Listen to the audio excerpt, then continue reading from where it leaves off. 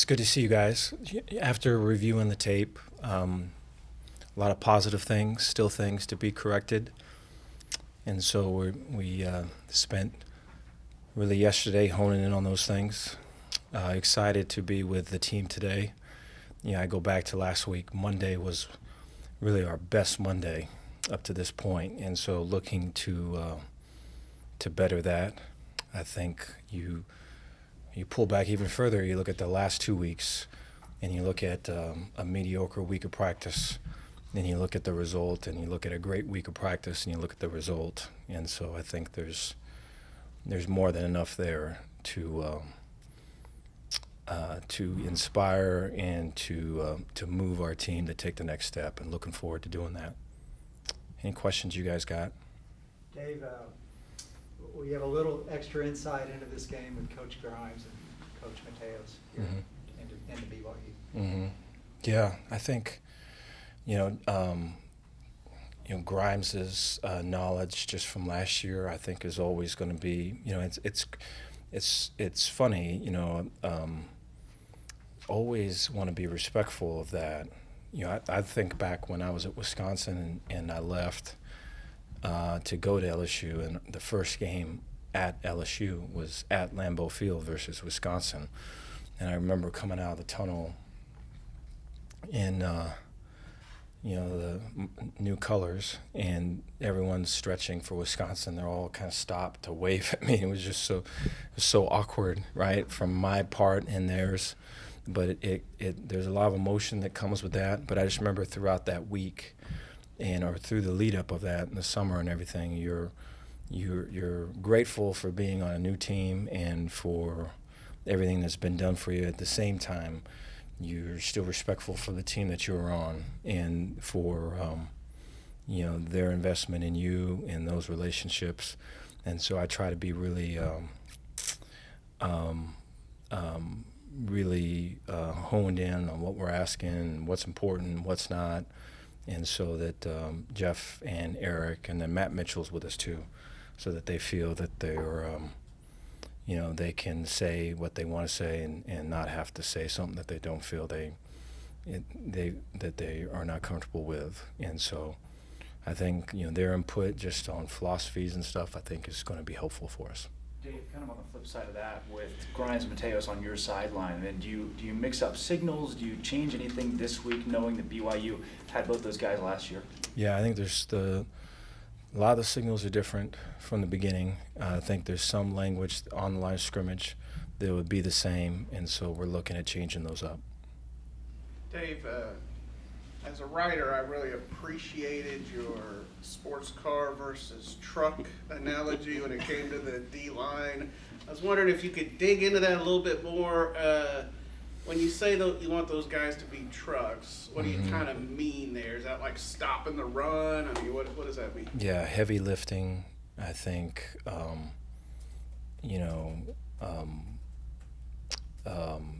heavy duty, a lot of horsepower, can take a dent, can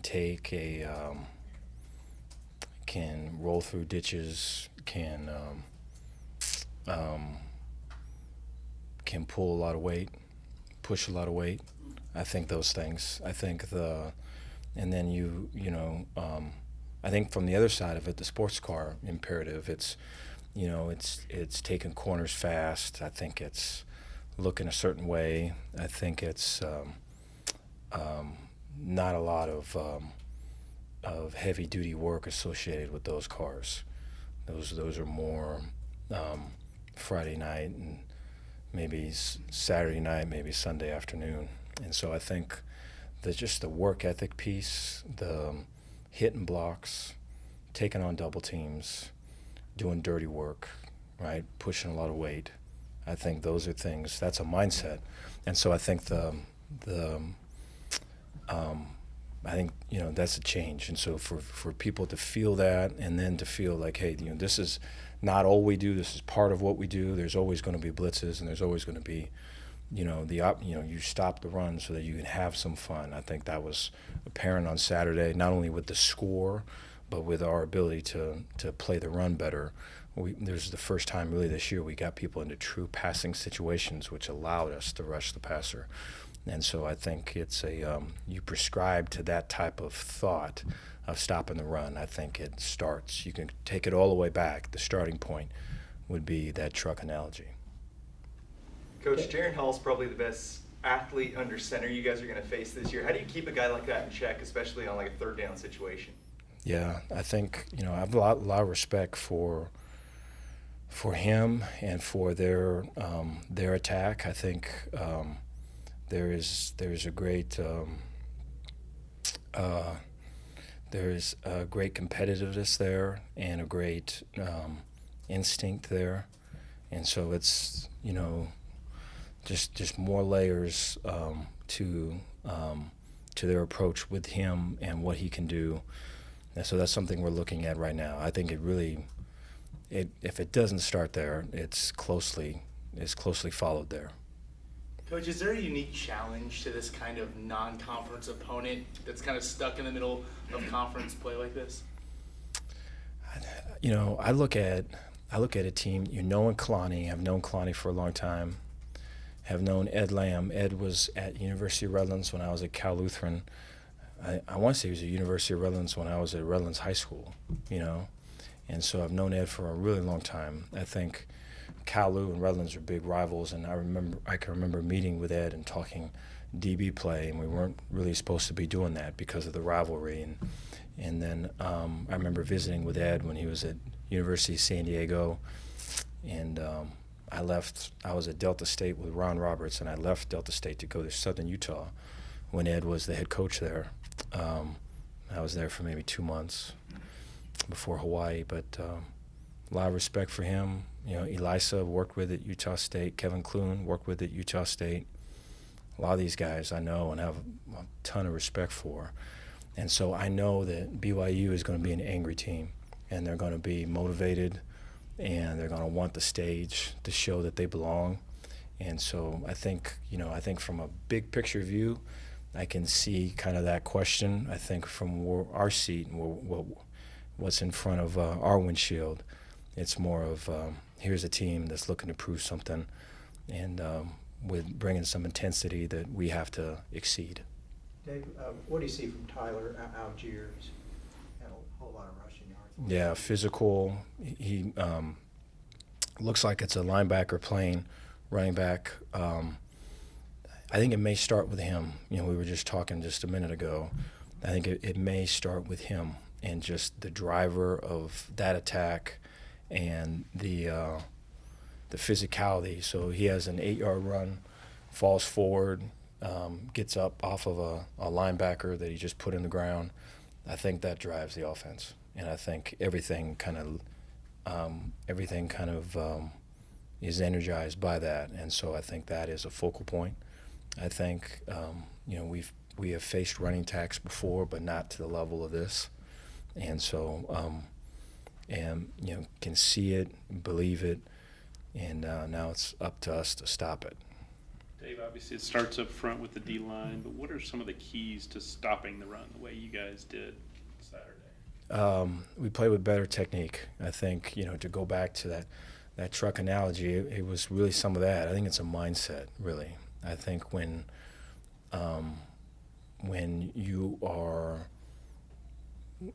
you're approaching a game of like, I'm going to strike these guys, I'm going to lock these guys out, I'm going to set edges, I'm going to knock this back, right?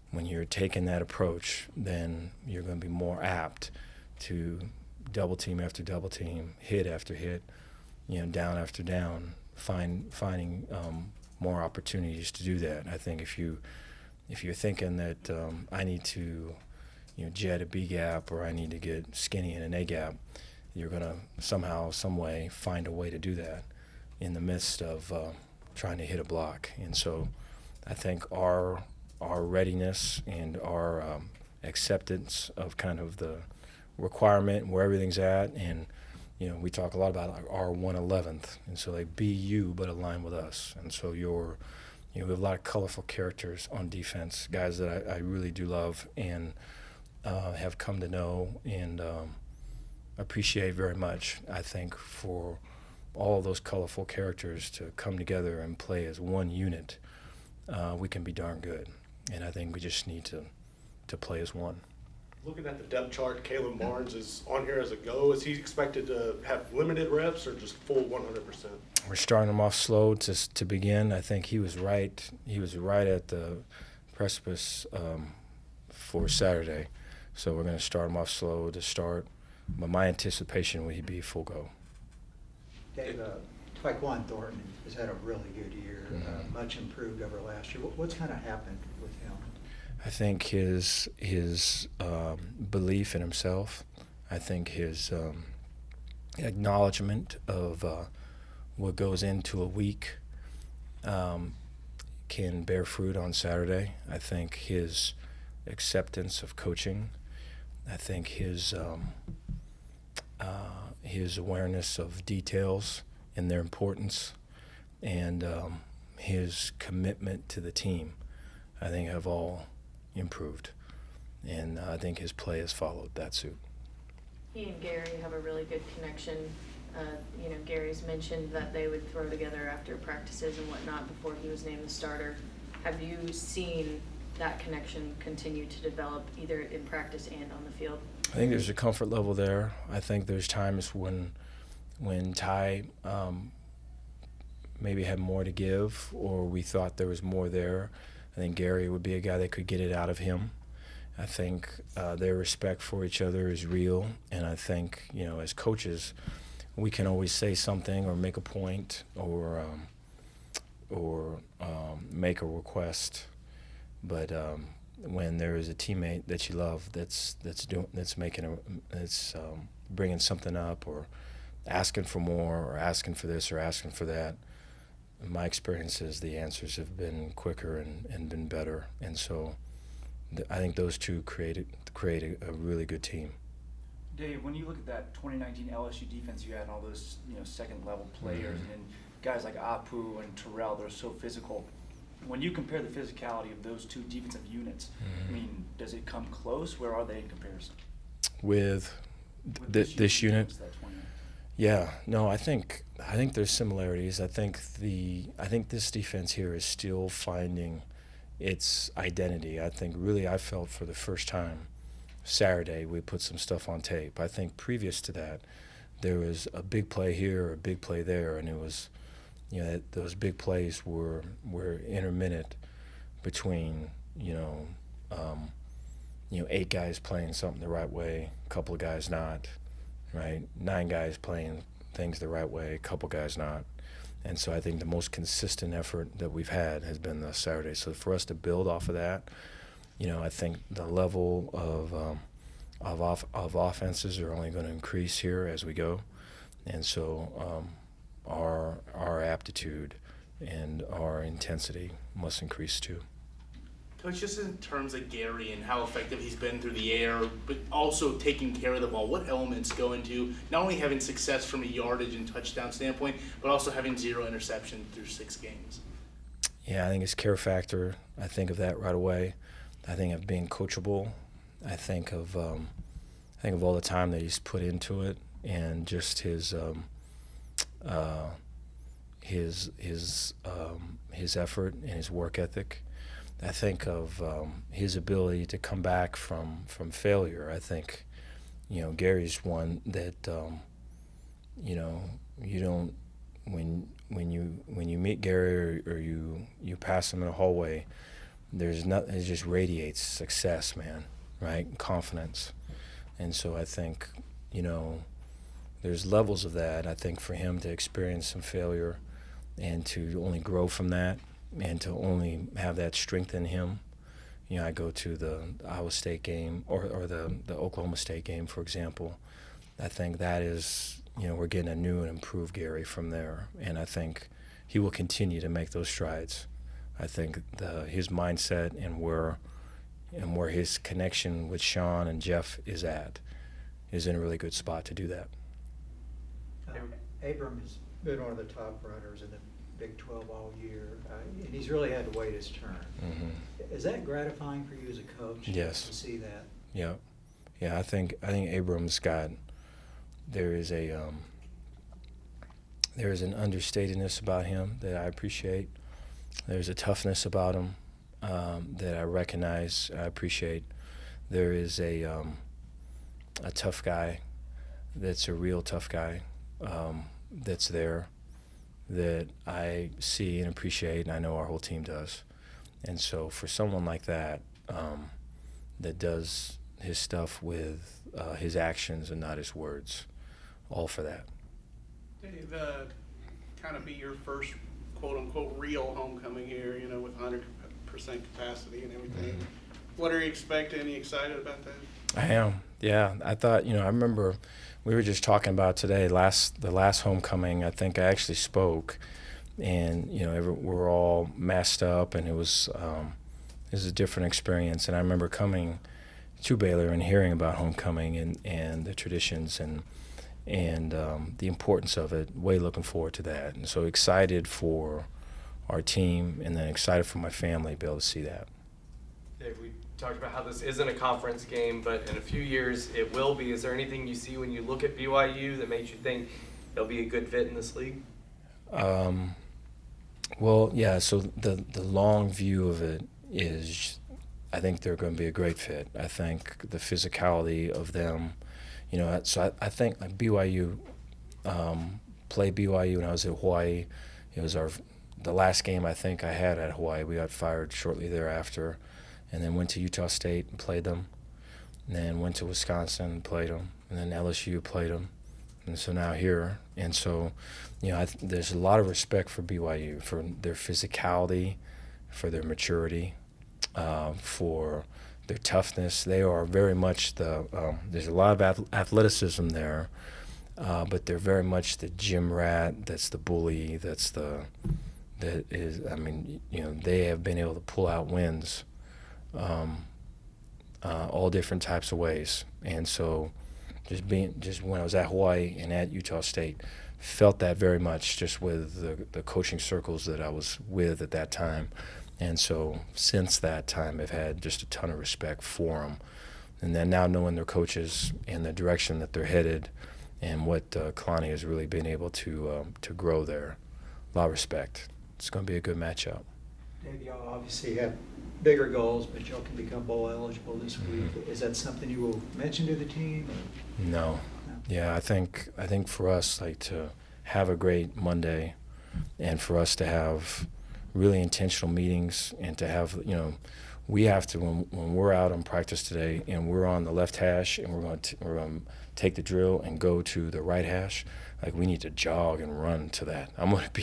My day is going to be really kind of, are we running to this, right? Are we looking to get the most out of today, or are we looking just to kind of go through the motions because we had a W, on Saturday as opposed to an L the week before?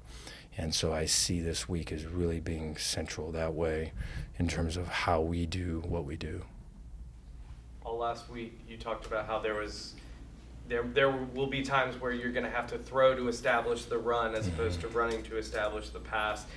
Do you feel like that was the case on Saturday, and how nice was it to put something like that on film for the guys to be able to see? Yeah, I think it was. Yeah, I think it was really good. I thought, there was looks where Gary was confident and stuff would be there, and then for him to get the ball out quick so that it was there was good to see.